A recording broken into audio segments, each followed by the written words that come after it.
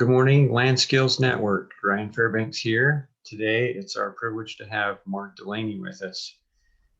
Mark and I have been friends for a little over a year, been working together in a mastermind growth group that we participate in every week. And today, I want to talk about some of the things Mark does to serve other people. First off, the Purpose Mastermind. I had the opportunity to walk through the Purpose Mastermind, which is a 1 month long quick course that Mark does to help people figure out what's my purpose? What am I doing here? Where am I going? And made a huge difference in my life and how I show up in my work, in my side business, in the things that I'm trying to build. So let's talk about Purpose Mastermind for a few minutes, Mark.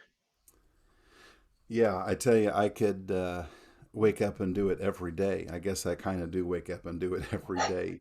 Um, I'll say this: it's something that has come from my life.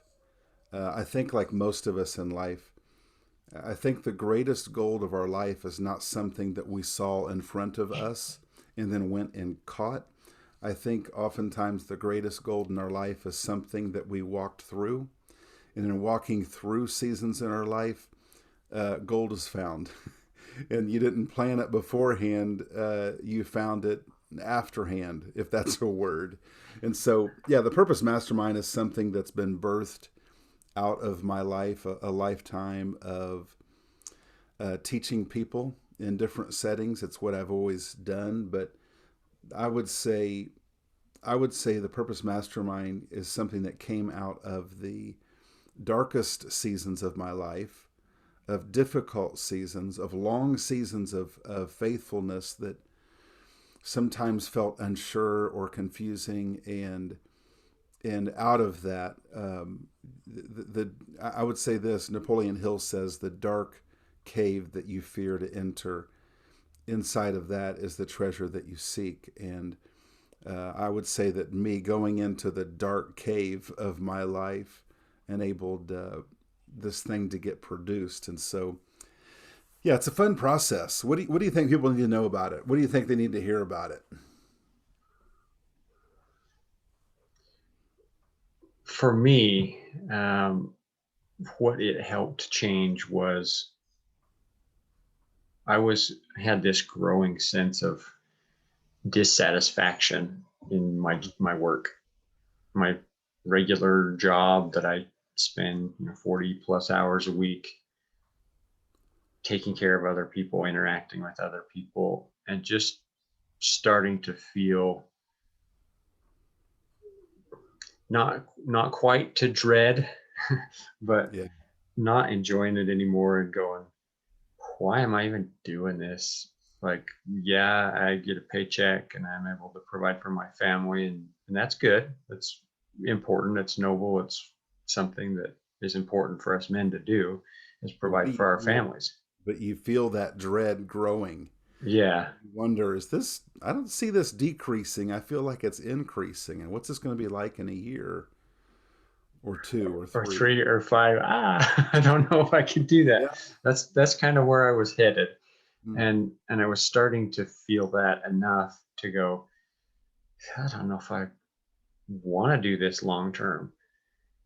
And You remind me of a man wow. that him and his wife just went through this as a couple. And he said, how he described his life is, he said, I feel like I was just circling this mountain, getting nowhere near to the top. And he said, every time I circled, it was so exasperating. I feel like I'm running out of time and I'm not getting anywhere closer to whatever the pinnacle is. And I'll say this: it's not our it's not our location in life that causes the burden. It's what we think about the location we're at in life. It's how we think about ourselves. And I tell you, I love your story. Um, a lot of people relate to that. Can I tell you a story of a season in my life and what it looked like? Yeah. I've been I've Story been a time with Mark. I love story time with yeah, Mark. I was a teacher for many years, and at this last school I was at, it was probably year 15. I would say the last 2 years, I felt like that room was getting smaller and smaller and smaller, and the ceiling was getting lower and lower. And I felt like as a man that for me to accept that reality, I was just going to have to just settle and just be okay with the world shrinking on me. And I guess for 2 years before I left the teaching position, I felt like, am I just going to just descend until I die?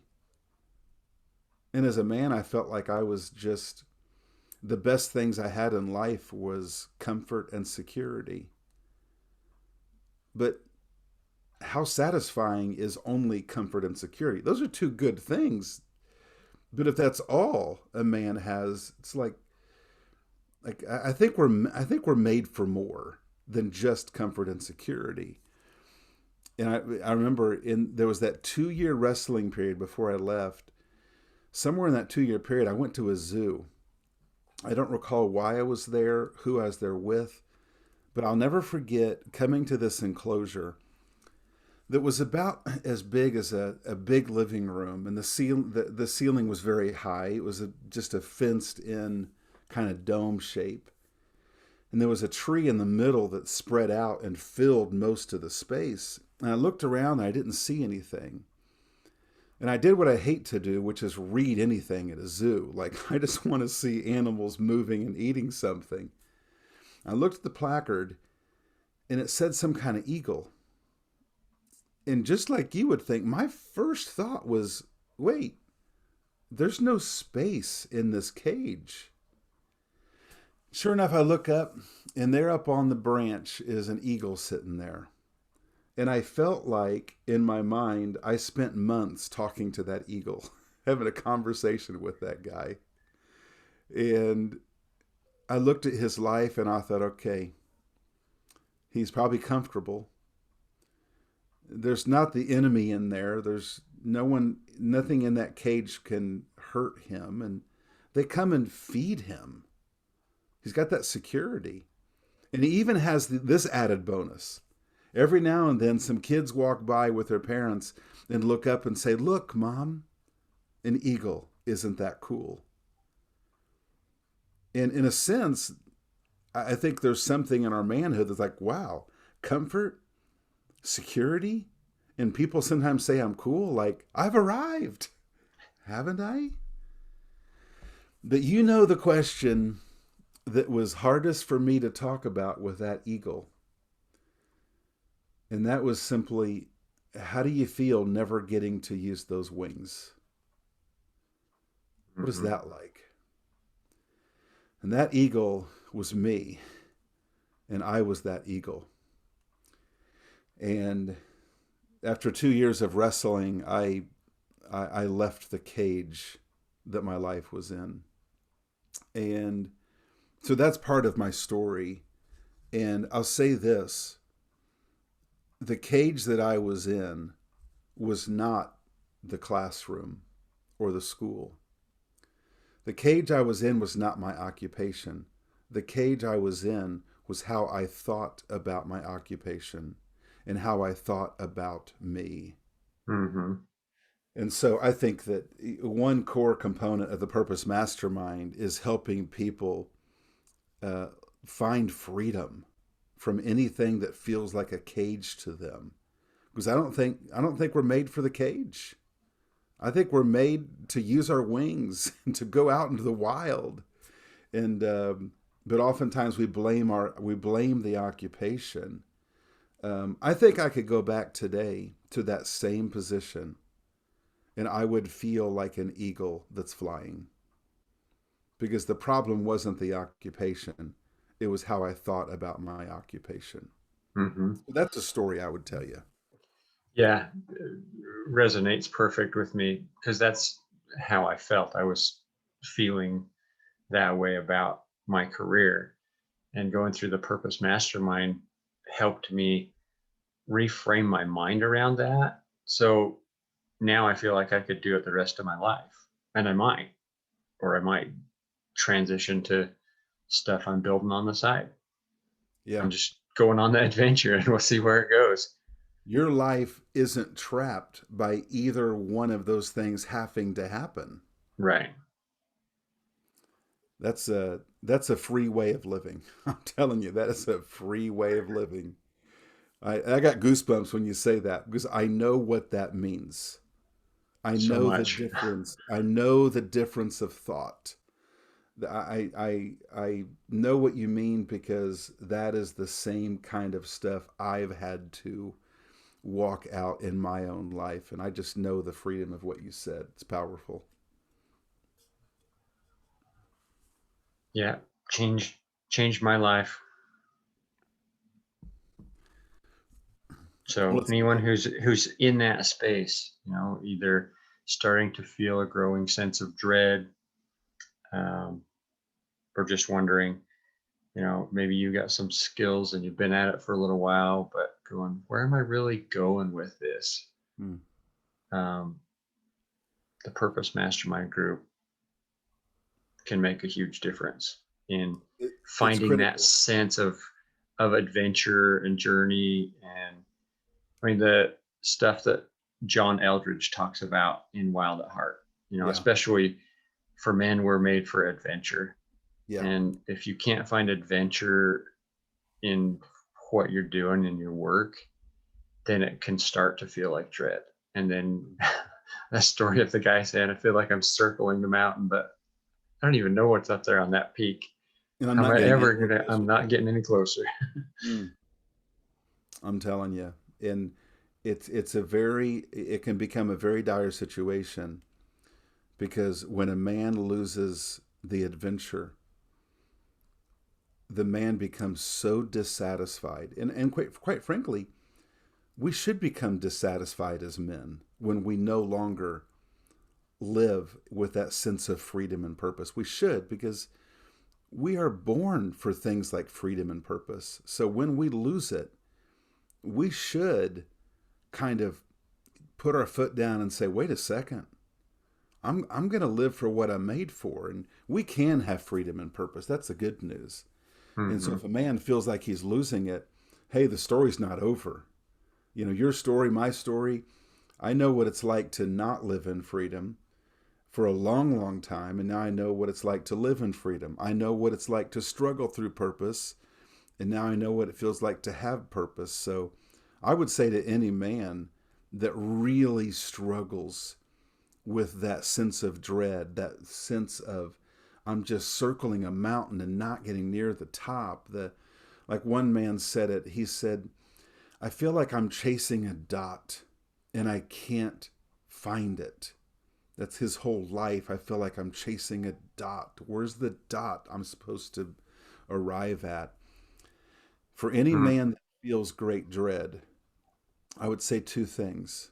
One, it is a great strength in you that you have that dread because you refuse to live without purpose in things like freedom.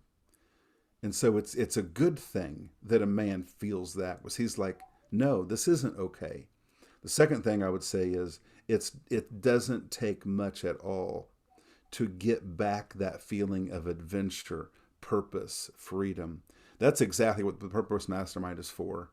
And I just see it with men on a continual basis, with couples, that a simple shift in perspective can change how we do everything. Not just our occupation, not just our home life, but it can change everything we do. So it excites me to talk about it.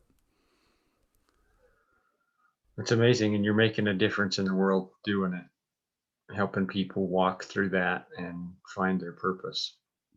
Yeah, and what excites me is that I see people go through the mastermind and I know what they're going to do with their life is they're going to square their shoulders, put that cape around their neck and go live out their purpose and they are going to make a difference. And so that's I like to say that using superhero analogy. I like to be Alfred for people that believe they're supposed to be Batman. I like to be that guy that's in the corner. I want to be a butler for that guy that's meant to be a superhero and help him live out the power and force that I believe by God's design is in him. Yeah, that's powerful. I think the other thing that surprised me about the Purpose Mastermind walking through that was to discover that this wasn't really finding my purpose, wasn't like finding some new thing that was foreign to my life, but it was rediscovering something that had been there all along, Ugh, but bringing it to my awareness and going, yeah, this is what it is. Just making that clear to go, yeah, I've had this all along. It's what I've been looking for. It's what I've been working at my whole life. It's always been there. I just wasn't aware of it consciously so that that could be the point of my focus. And it just changed so much that honestly, it is an awesome filter for any opportunity that shows up in my life mm, because it makes it just, I can make a decision about does this fit my purpose or not? This opportunity shows up. And if it doesn't fit my purpose, I could say, thank you. That's a generous offer for that opportunity. That doesn't work for me in the direction I'm headed. yeah. I love what you just said about how it caused you to see your whole life different. I was in it.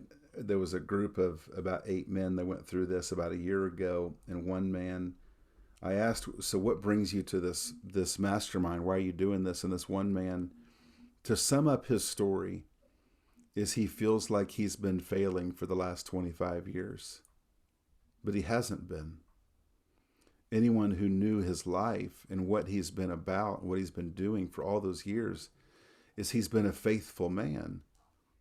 But as he used to look at it, his life was just nothing but failure. And that's anything but the truth. He's actually his whole life been faithful. And so when a person stops looking at their life like they're a failure, boy, it is so much easier to move forward because 25 years of I've been a failure becomes a heavy, heavy weight. Mm-hmm. And it is very difficult to move forward. But hey, with a change in perspective, the crushing weight of I've been a failure, that can be taken off the shoulders so quickly. And a man runs much faster without the weight of 25 years of guilt or feelings of failure. Yeah, definitely. Well, anything else you want to say about Purpose Mastermind before we move on? I would just, um, I can't recommend it enough. And it's not because of me, it's because of every person. I say this and I believe with all my heart, every single person has purpose, and they can know their purpose and they can be set free from anything that holds them back from living it out boldly. And so I would, we do this for couples, which is when a couple does it together, it's awesome. Or just men or women do this with my wife. Um, we even work through this with young people ages 17 to young 20s that are kind of stuck. This has been really helpful for that age group as well. So if we can serve people with this, and we also go to businesses with this, businesses bring us in to take their staff through it. Um, and that's been very powerful. So anyway, if we can be of assistance to people in their life journey, we'd love to be the person to put a cape around your neck. Awesome. Okay, let's talk about your course, How to Change. I recently completed that, and for me, that was just a perfect next step after doing Purpose Mastermind. Is okay, now I'm clear about my purpose, but I've got all this stuff in my life that is how it's been, that some of it doesn't fit with my purpose. Mm. And there's some things that I need to onboard in my life to bring my purpose more to the forefront and help me be able to live that day in and day out. And so that was a good fit for me to walk through that and recognize, the people who are in my corner. Yeah. The How to Change course, once again, it came out of the darkness of my life. I never had a plan. I'm gonna put together some content on how to help people change. That was never on my radar, especially when most of my life was nothing but an inability to change. So it was never on my radar to do this. I spent most of my life gaining weight. I think I was probably overweight by week one of my human existence, and just gained weight all the way through it. There was one year time period in my life where I was normal weight. I was in probably around 20 years old, but I had been so overweight in my thinking since a child that I didn't even recognize it. I literally Mhm. saw an old picture of myself a year ago that randomly popped up on social media from someone else. The picture wasn't even about me. I just happened to be in it. I looked at it for 5 minutes to prove it was me because it was a random picture from me when I was skinny for 1 year. I literally did not know it. And I was at a time in my life where there weren't a lot of pictures taken. And being an overweight kid, you never want to be in a picture anyway. So the fact I was in this picture was odd. And when I saw it, I was just like, wow, I did not know I was normal weight the 1 year I was normal weight. So the rest of it was just uphill. I eventually weighed as much as 380. And just over 2 years ago, I faced my greatest human failure for the first time. Most of the years of my life, I just avoided my human failure. Not that men tend to do that or anything, but that's what I did. That's what I did. You know, I basically pointed to the world every day. Listen, here are the things I'm good at. You focus on that. You guys just ignore what this big problem is in me. You just ignore it. That was the message I gave to everyone. It was unspoken. Sometimes it was spoken to my wife, but it was like no one gets to deal with me. So I didn't even face me. And when I finally faced, honestly, the biggest failure of my life, I found to be true Napoleon's Hill, the dark cave you fear to enter. Inside of that is the treasure that you seek. And I, I experienced change in a way I can only call freedom, and it caused me to lose weight. But I didn't lose weight and then change. I changed, and it caused me to lose weight. And usually, as people, our instinct is, I need to change my behavior to get my life back. And that thought right there puts us in such a prison. Actually, what we do is we get our life back, and it empowers us to change our behavior. I'm telling you, there's Mhm. so much to unpack in this. I'm so thankful that I was willing to face the dark place of my life because it enabled me to find freedom and also to help other people. It was never the plan, but this course has really helped people with all kinds of addiction. It's helped men with their thought life. It's helped men with overcoming pornography. It's helped it helped a person overcome 30 years of stuttering. Um, and that was never the plan. Like, that was never the plan. And so I would love for people to utilize a what I would call a course that took me a lifetime to make.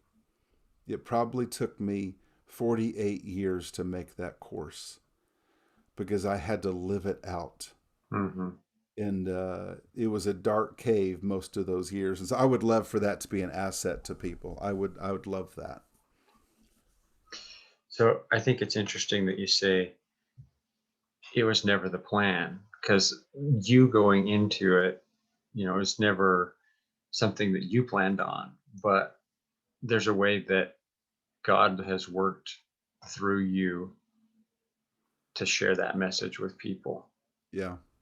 And he might have had that plan in mind all along. Yeah. I tell you, it's interesting. I think that's oftentimes how God uses our life. Often, every self help book will tell you, you get the plan, you figure Hmm. out the destination, now you go make it happen. But that's not really how life works. I would, I would say this. I think there's two universal things that everyone can do, and these are probably the two most, if you can call these skills that I have adapted, they feel like skills, although they don't sound like skills. The two things I continually must do in my life that anyone can do. Number one is trust the people under your nose.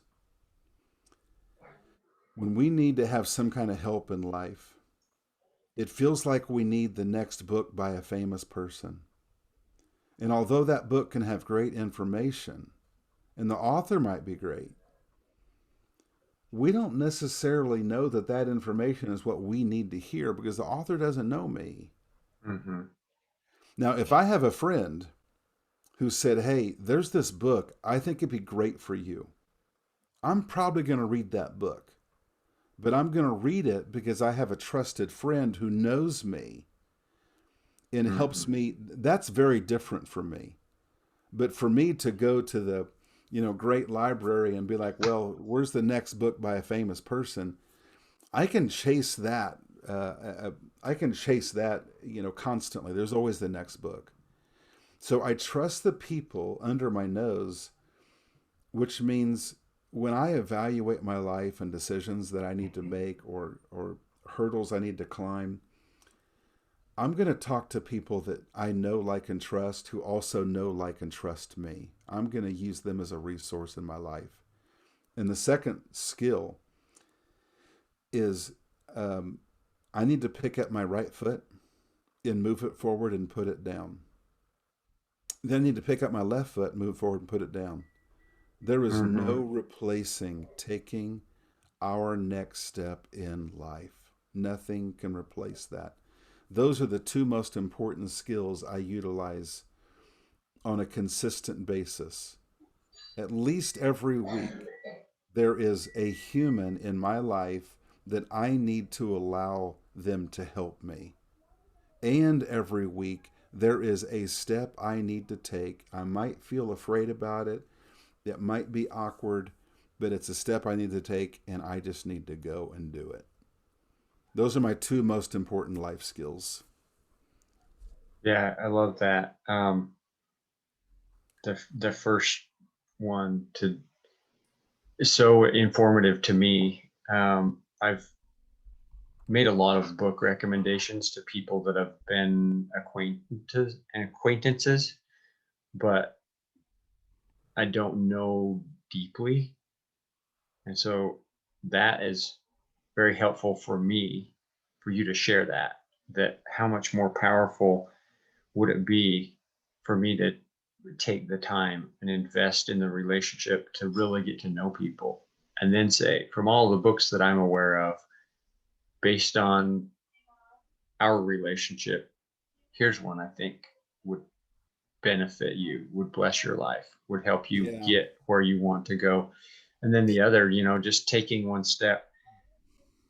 In the last year, there was a week that within the same week, I had a conversation with you and I had a conversation with our friend Greg Gray, Yeah. just asking the question, how do I get from here to there? And both of you said, essentially, you can't leap the entire staircase in one bound. Just take the next step Mm. and then the next step, and you'll get there. That's all anyone has ever done. It is the let me just let me throw out. I want to say to anyone who's watching this, the most proven 7-step process to life growth and development. And I will wrestle anyone, any kind of wrestling match, thumb wrestling, anything. I'll fight anyone on this. This is the most proven 7-step process to personal growth. Step 1, pick up your right foot. Step 2, move it forward 10 inches. Step 3, put it down. Step 4, pick up your left foot. Step 5, move it forward. Step 6, put it down. And step 7, everybody said, repeat. Repeat. Like there's never been a better process for personal growth and development. Without a doubt, we need wisdom and the input of others. There's no, you know, I Ryan, here's something that I've always believed in my life, that God wants to use me in someone else's life. And I think many people believe that. Mm-hmm. But it wasn't until the last 2 years that I realized, wait a second. If God wants to use me in someone else's life, doesn't that just as much mean that God wants to use someone else in my life? But I didn't let the door swing that way. I just didn't.